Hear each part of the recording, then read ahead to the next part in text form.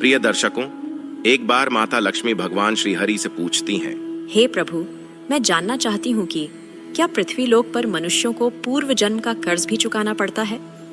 और मृत्यु के बाद मनुष्य की आत्मा अपने साथ वह कौन कौन सी चीजें हैं जो साथ लेकर जाती है, तथा उन सभी का प्रभाव मनुष्य के मृत्यु के बाद किस तरह से रहता है? मित्रों, तब मुस्कुराते हुए भगवान श्री हरि विष्णु कहते हैं, हे देवी लक्ष्मी, आज आपने जो प्रश्न किए हैं वह समस्त मानव जाति के कल्याण हेतु अत्यंत महत्वपूर्ण है। हे देवी, यह सत्य है कि इंसान को अपने पूर्व जन्म का कर्ज अवश्य ही चुकाना पड़ता है और मृत्यु के बाद भी कुछ ऐसी चीजें हैं जो आत्मा के साथ में ही रहती है और उनका प्रभाव मनुष्य के दूसरे जन्म पर भी पड़ता है। तब मां लक्ष्मी पूछती हैं, हे प्रभु गोविंदा, कैसा कर्ज होता है जो अगले जन्म में भी चुकाना पड़ता है, और वह कौन सी चीजें हैं जो अगले जन्म में भी प्रभाव डालती है? फिर भगवान श्री हरि कहते हैं, हे देवी, आज मैं आपको इसी विषय में एक कथा सुनाता हूं। आप इस कथा को ध्यान से पूरा सुनेंगी तो आपको आपके सभी प्रश्नों के उत्तर अवश्य ही मिल जाएंगे कि पूर्व जन्म का कर्ज क्यों चुकाना पड़ता है। मित्रों, इस कथा का श्रवण करने मात्र से ही आपके जीवन में सुख संपत्ति और धन की वर्षा होगी, इसलिए इसे पूरा ध्यान से जरूर सुने। हे माता लक्ष्मी, आज जो भी इस पवित्र कथा का श्रवण कर रहा है, आप उनके ऊपर अपना आशीर्वाद सदैव बना रखिए, उनके जीवन की सभी मनोकामनाओं को पूर्ण करें। मित्रों, आगे भगवान श्री हरि कहते हैं, हे लक्ष्मी, एक समय की बात है, विदर्भ देश में सुदेव नाम का एक ब्राह्मण रहता था और उसकी पत्नी का नाम रूपा था। वह अत्यंत गरीब घर में जन्मा था, लेकिन वह अत्यंत बुद्धिमान और मेहनती था।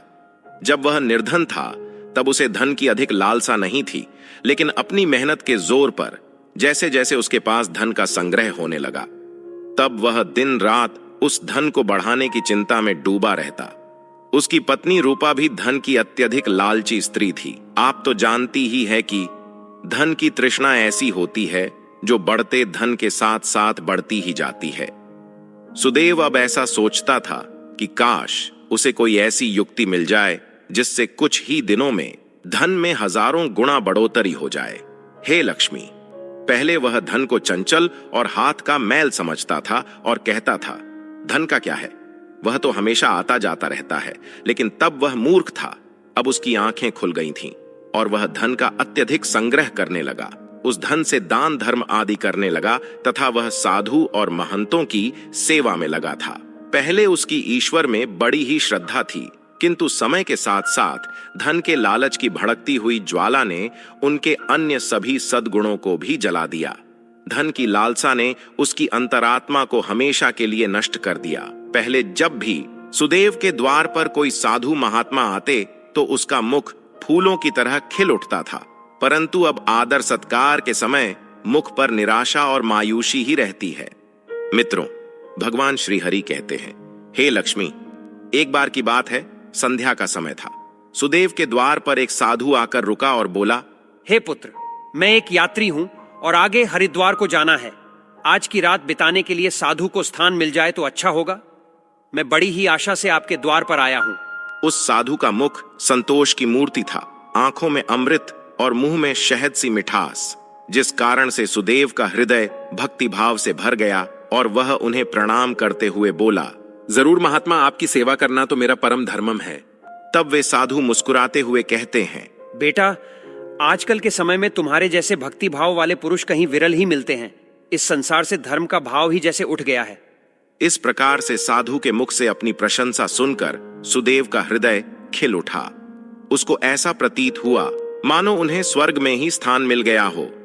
उनके होठों पर शब्द आ ही गए थे, लेकिन उन्हें दबा दिया और उन्होंने कहा, महाराज, अगर हम आप जैसे संतों की सेवा नहीं करेंगे तो इस मानव जीवन का क्या लाभ। ऐसा कहते हुए सुदेव उन महात्मा को अपने घर के अंदर ले गया। जब उन्होंने घर में प्रवेश किया तब सुदेव ने उनके स्वागत सत्कार में कोई कमी नहीं छोड़ी। उन्हें खाने के लिए स्वादिष्ट भोजन बनवाया, नाना प्रकार की मिठाई बनवाई। उसके बाद दाल और सब्जियों में इतना घी डाला जैसे नदी की धारा में जल बहता है। भले ही सुदेव उन महात्मा को इतने पौष्टिक आहार देने के पक्ष में नहीं थे, लेकिन इस महात्मा की बातों में कुछ ऐसी शक्तियां थीं कि उनके वर्षों पुराने विचार चंद पलों में बदल गए। जैसे सूखी Feel the desert spring to life. धरती पर एक दिन की बारिश से हरियाली छा जाती है। इस भक्ति भाव से महात्मा का दिल खुश हो गया। रात भर बातें होती रहीं, ज्ञान और भक्ति की चर्चाएं चलती रहीं। अंत में सुदेव ने पूछा कि महात्मान, आप साधु कैसे बने? साधु ने हंसकर उत्तर दिया, बेटा, बुढ़ापा आ गया है, अब क्या सारी उम्र गृहस्थी में ही फंसा रहूंगा? कुछ हरि भजन भी तो करना चाहिए। ईश्वर कृपा से बहुत धन कमाया है। मेरे 4 पुत्र हैं और एक कन्या भी है। अब सारी धन दौलत उन्हें बांट दी है और अब तीर्थ यात्रा को जा रहा हूं। फिर कुछ समय के पश्चात सुदेव ने साधु की तरफ देखा और पूछा, तो आपने अपना सब कुछ बच्चों को दे दिया या अपने पास भी कुछ रखा है? तभी साधु ने उत्तर दिया, बेटा, मेरे हाथ में जो यह लाठी देखते हो, यह अंदर से खोखली है। इसमें मैंने 500 सुवर्ण की मुद्राएं डाल रखी है। यात्रा में कभी कभी धन की आवश्यकता भी पड़ जाती है। यह कहते कहते साधु को नींद लग गई, लेकिन सुदेव की आंखें जाग रही थीं और यह सारी बातें उसकी पत्नी रूपा ने भी सुन तथा जान ली थीं। अब रात्रि का पहला पहर बीत गया था। वह बार बार महात्मा की लाठी को देख रहा था और मन ही मन कुछ सोच रहा था। अब उसके अंदर लोभ की माया का संचार हुआ, किंतु उसकी अंतर आत्मा इस घृणित कार्य को करने से रोक रही थी। किंतु वहीं मन की दुरात्मा सुवर्ण मुद्राएं पाने की जिद पर अड़ गई। कुछ समय तक इस संघर्ष में ही उसके मन का बुरा हाल हो चुका था कि तभी उसकी पत्नी उसके पास आकर बैठ जाती है और कहती है, स्वामी, आप किस गहरी चिंता में डूबे हैं? क्या आप भी वहीं कुटिल मंशा से सोच रहे हैं जो मैं भी सोच रही हूँ? इस महात्मा ने तो अपनी खूब सेवा करवा ली है, अब इन्हें कुछ तो हर्जाना भरना पड़ेगा। तब सुदेव कहता है, रूपा, मेरे मन में बड़ी ही दुविधा हो रही है। हमारा कर्तव्य है कि अतिथि की सेवा करें, किंतु अगर हम इनके धन को चुराते हैं तो पाप होगा। शायद हमें ऐसा नहीं करना चाहिए। तब उसकी पत्नी कहती है, अजी, आप कैसे फिजूल की बातें कर रहे हो? इस महात्मा की उम्र ढल चुकी है और क्या पता कब यह लुढ़क जाएंगे। वैसे भी अब यह अनाथ है और अपना अंतिम समय बिताने हेतु हरिद्वार जा रहे हैं। आप अपने मन को मत रोको और इन सुवर्ण मुद्राओं को ले लो। मुझे लगता है ईश्वर भी यही चाहते हैं। इसी कारण से ये महात्मा यहाँ पधारे हैं और जो बात सबसे गुप्त रखनी चाहिए उसे ही आपको बता दी है। तब सुदेव ठीक है ऐसा अपनी पत्नी को कहता है। मित्रों, भगवान श्री हरि कहते हैं, हे लक्ष्मी, अंततः लोभ ने धर्म को हरा दिया। सुदेव ने लाठी उठाई पर उनके हाथ पैर कांप रहे थे। उसकी अंतरात्मा ने एक बार फिर से फड़फड़ाना शुरू किया, लेकिन लोभ के दृढ़ हाथों ने उसे दबा दिया। तभी सुदेव और रूपा ने लाठी खोली और उसमें से सुवर्ण मोहरों को निकाल लिया और उनकी जगह सामान्य लोहे के सिक्के भर दिए। अगले दिन प्रातः सुबह महात्मा सुदेव और उसकी पत्नी की विनम्रता पूर्वक आज्ञा लेकर स्नान आदि करके अपनी अगली यात्रा के लिए तैयार हो गए। किंतु अभी भी सुदेव का दिल धड़क रहा था। उन्हें डर था कि कहीं साधु को शक ना हो जाए। इस ख्याल से उनका चेहरा पीला पड़त जा रहा था। लेकिन महात्मा को इस बात की कोई खबर ही नहीं थी। वे तो हंसते हुए बातें कर रहे थे और रात की मेहमान नवाजी के लिए बार बार धन्यवाद दे रहे थे। अपितु जाते समय सुदेव ने कहा, महात्मा जी, मेरे यहाँ संतान नहीं है। कृपया भगवान श्री कृष्ण से प्रार्थना करें कि उनके जैसी ही हमारे यहाँ संतान हो जाए। वैसे तो हम पापी हैं, हमारी प्रार्थनाओं का कोई असर नहीं हो सकता, किंतु आप तो महात्मा हैं, भगवान आपकी बात जरूर सुनेंगे। तभी मंद मुस्कान के साथ महात्मा ने उत्तर दिया, सुनेंगे या नहीं ये तो वही जाने, लेकिन मैं तुम्हें आशीर्वाद देता हूं कि भगवान श्री कृष्ण तुम्हें संतान दे। इतना कहकर वे महात्मा वहां से चले गए। मित्रों, भगवान श्री हरि कहते हैं, हे लक्ष्मी, अब जैसे सुदेव के सिर से एक बड़ा बोझ हट गया था। उन्हें ऐसा लगा जैसे महात्मा के जाने के साथ ही उनके दिल से एक पत्थर हट गया हो। किंतु वे दोनों पति पत्नी इस चोरी के फल से नहीं बच सकते थे। यह बात सुदेव का मन और मस्तिष्क भी अनुभव कर रहे थे, परंतु वह इस चोरी के प्रकट होने से वे बहुत डरते थे। चोरी का प्रकट होना प्रत्यक्ष था, हे लक्ष्मी, किंतु उसका फल भविष्य के किसी पर्दे में चुपचाप छिपकर सही अवसर की प्रतीक्षा में था। हे लक्ष्मी, मनुष्य वर्तमान समय के सामने भविष्य की परवाह नहीं करता है। वहीं दूसरी ओर जब वे महात्मा हरिद्वार में पहुंचे तो उनका हृदय अत्यंत प्रसन्न हो गया। यहां साधु संतों को देखकर ऐसी प्रसन्नता हुई मानो उन्हें सभी देवताओं के साक्षात दर्शन हो गए हों। उनका मन ईश्वर भक्ति में लीन हो गया। फिर अगले दिन उन्होंने उस मंदिर के मुख्य रसोइये को बुलाकर कहा, महाराज, मैं यहां दर्शन हेतु आने वाले सभी यात्रियों के लिए अन्नदान करना चाहता हूं और अब यहीं एक मेरी इच्छा बाकी है। कृपया आप हमें बताएं कि सभी लोगों के भोजन तथा निवास और वस्त्रदान के लिए कितना खर्च हो सकता है। तभी उस व्यक्ति ने कुछ हिसाब करते हुए बताया कि महाराज, अन्नदान, निवास और वस्त्रदान और अन्य सभी प्रकार के कार्यों के लिए कुल 400 सुवर्ण मुद्राएं लग सकती है तथा 10 से 20 कम अधिक भी लग सकती है। क्या आपके पास इतना ज्यादा और पर्याप्त धन है? ठीक है, मैं इसका प्रबंध करता हूं। आप बस कल के सभी कार्यक्रमों का आयोजन करो। कहकर वे गंगा स्नान के लिए चले गए। फिर अगले दिन उनके कहे अनुसार उस रसोई ने पूरा आयोजन किया। हरिद्वार के परिसर में बड़ी ही धूमधाम और खुशी के साथ अन्नदान, वस्त्रदान, भजन आदि कार्यों को संपन्न किया। वहां मौजूद सभी लोग देखकर खुशी से कहने लगे, महात्मा स्वयं गरीब होकर कितने ही उदार है और जिनके पास धन की कोई कमी नहीं होती है। वे व्यर्थ के दिखावेबाजी में लुटा देते हैं, बेटों के विवाह पर उड़ा देते हैं, परंतु धर्म की राह पर एक कौड़ी भी खर्च नहीं करते। यह एक नेक दिल मनुष्य है जिसने अपना धर्म समझा और धर्म के सामने धन का मोह नहीं देखा। तब अपनी प्रशंसा सुनकर महात्मा के खुशी का कोई ठिकाना न रहा। उनका हृदय आनंद से भर प्रसन्न हो रहा था। किंतु हे लक्ष्मी, वहीं दूसरी ओर उसका भाग्य रो रहा था। जब संध्या हुई, महात्मा ने अपने कमरे का दरवाजा बंद किया और लाठी को खोलकर देखा तो लाठी के अंदर लोहे सिक्के के देखकर उसका हृदय कांप गया। उसे ऐसा प्रतीत हुआ मानो वह कोई भयानक स्वप्न देख रहा हो। उसे अपनी आंखों पर यकीन नहीं हो रहा था। वह चाहता था कि यह स्वप्न जल्द से जल्द टूट जाए, पर यह कोई ऐसा स्वप्न नहीं था जिससे नींद खुल जाए। उसने बार बार अपनी आंखें मल मल कर देखा, पर सिक्के वहीं थे। अब उस महात्मा को थोड़ी ही देर में रसोइयों को हिसाब कर उनका धन लौटाना था। उसने सोचा, अब क्या होगा?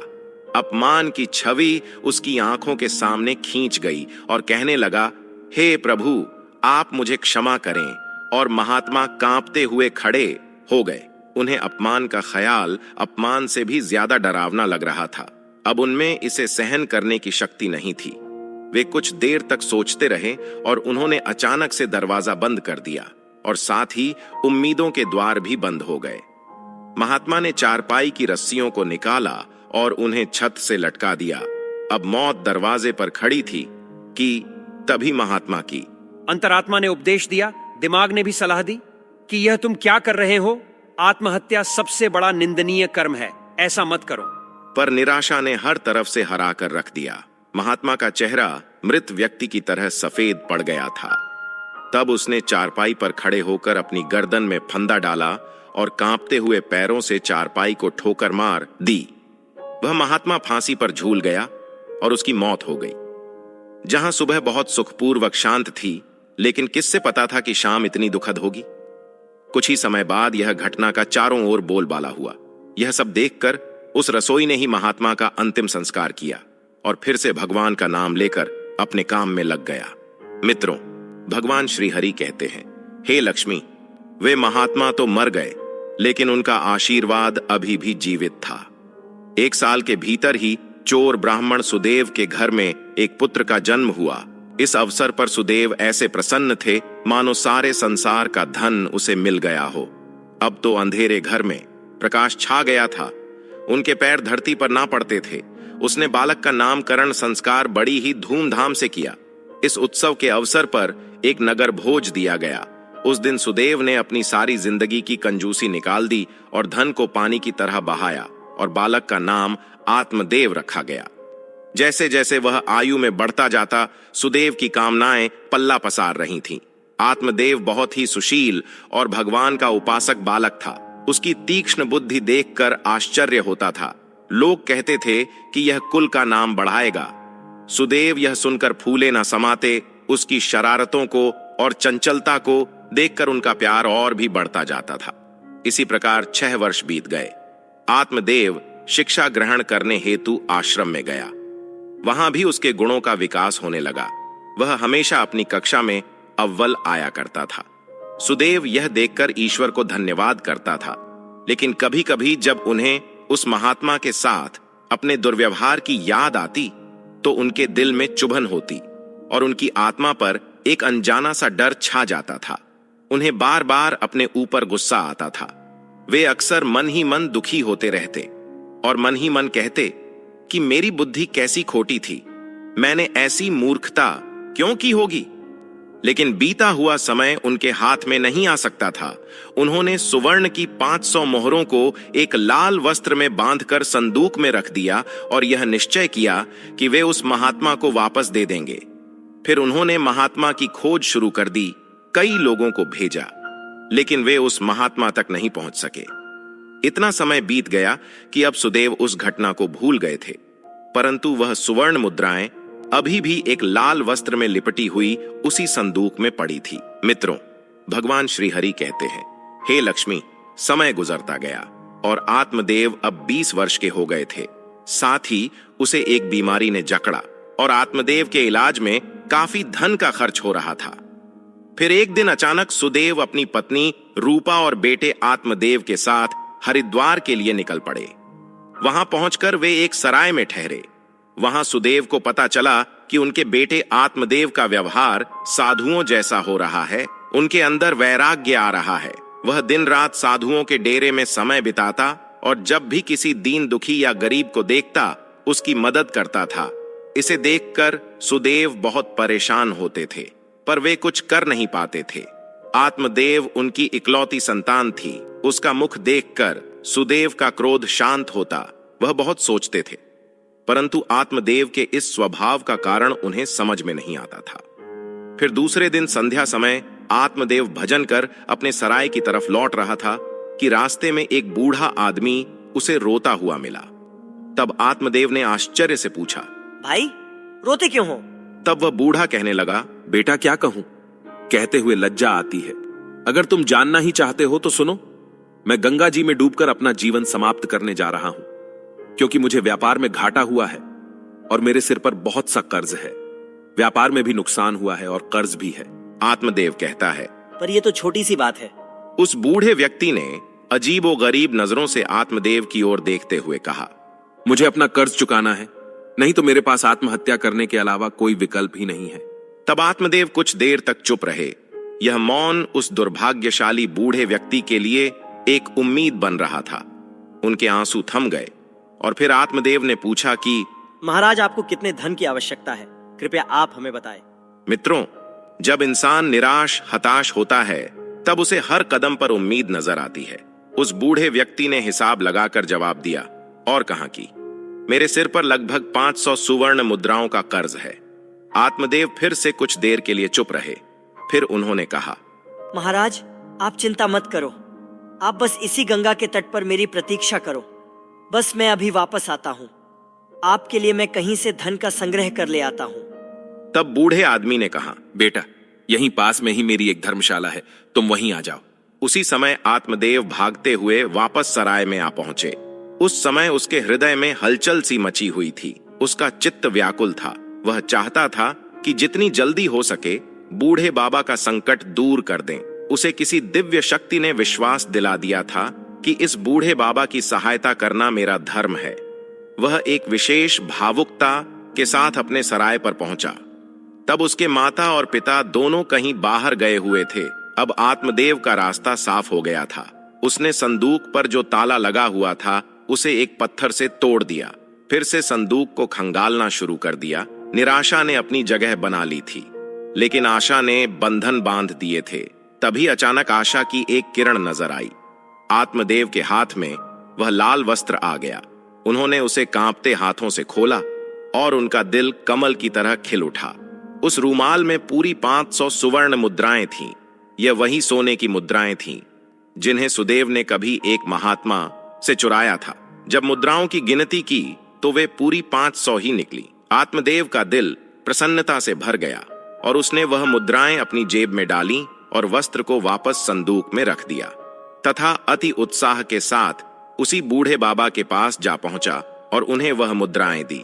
मित्रों, भगवान श्री हरि कहते हैं, हे लक्ष्मी, आपके पहले प्रश्न के अनुसार हर व्यक्ति को पूर्व जन्म का कर्ज चुकाना ही पड़ता है। यह वही रसोई बूढ़े बाबा है जिन्होंने उस महात्मा का अन्नदान और भंडारे का आयोजन किया था, किंतु उनके आत्महत्या करने के कारण इनके ही धन की हानि हुई थी।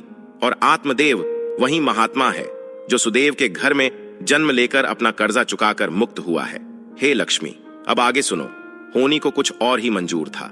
जब आत्मदेव वापस लौटा तो उसके मन में एक अनोखी शांति थी, मानो कि उसका जन्म इसी कार्य को पूर्ण करने हेतु हुआ था। अब उसकी बीमारी ने उसके ही प्राणों की आहुति ली।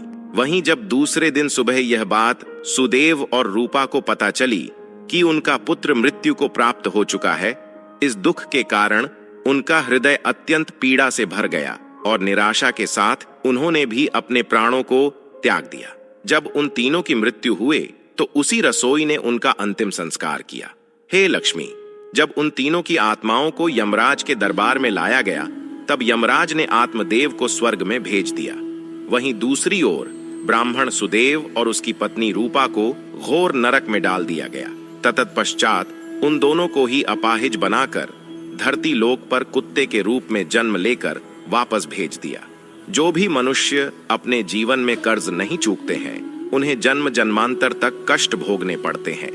इसीलिए मनुष्य को कभी भी किसी भी प्रकार का एहसान और कर्ज चूकते करने चाहिए।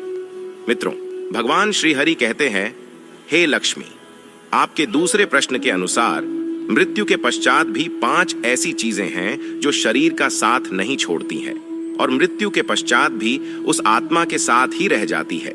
यानी मृत्यु के पश्चात जब आत्मा दूसरे शरीर में प्रवेश करती है तो ये चीजें आत्मा के साथ उस नए शरीर में प्रवेश कर जाती हैं। कामना वो पहली चीज है जो मनुष्य की मृत्यु के साथ ही रहती है और अगले जन्म में भी उसके साथ रह जाती है। दूसरी है कर्म। मनुष्य इस जीवन में पुण्य कर्म और अच्छे कर्म करता है तो अगले जन्म में भी उस मनुष्य को सुख, शांति और समृद्धि की प्राप्ति होती है। वहीं अगर वो मनुष्य बुरे कर्म या कुकर्म करता है तो अगले जन्म में उस मनुष्य को नरक रूपी जीवन व्यतीत करना पड़ता है, जिस कारण ये कहा जाता है कि कर्म की गति ऐसी होती है कि जो 7 जन्मों तक पीछा नहीं छोड़ती है। तीसरी है वासना। वासना भी कामना का ही एक प्रकार है। वासना एक ऐसी चीज मानी जाती है जिसका कोई भी अंत नहीं है। मृत्यु की चौखट पर आए हुए लोग भी वासना से मुक्त नहीं हो पाते हैं। इस सांसारिक सुख की चाहत और काम की इच्छा वासना कहलाती है। मन, शांति और ज्ञान ही एकमात्र वस्तु है जो वासना से मुक्ति दिलवा सकती है। चौथी है स्मृति या ज्ञान। बुद्धिमान मनुष्य हमेशा ही बुद्धिमान और विवेकशील रहते हैं, जिस कारण से उन्हें जल्दी मुक्ति की प्राप्ति होती है। और 5वीं बात है कर्ज। एक ऐसी चीज है जो मनुष्य के मरने के बाद भी उसका पीछा नहीं छोड़ती है। अगर किसी से कर्ज लिया है तो उसे मरने से पहले जरूर चुका देना चाहिए। लिया गया कर्ज और दिया गया कर्ज जन्म जन्मांतर तक उस मनुष्य के साथ ही रहता है। अगर कोई मनुष्य कर्ज लेकर मरता है तो उसका कर्ज परलोक में वापस मांगा जाता है, साथ ही उसे अपने कर्ज की सजा भी दी जाती है। इतना ही नहीं, पुनर्जन्म में उस कर्ज के भरण के तौर पर उस मनुष्य के शरीर के किसी भी हिस्से को अपंग या अपाहिज बना दिया जाता है। अगले मिलने वाले जन्म में भी वह व्यक्ति सुख सुविधाओं से दूर रहता है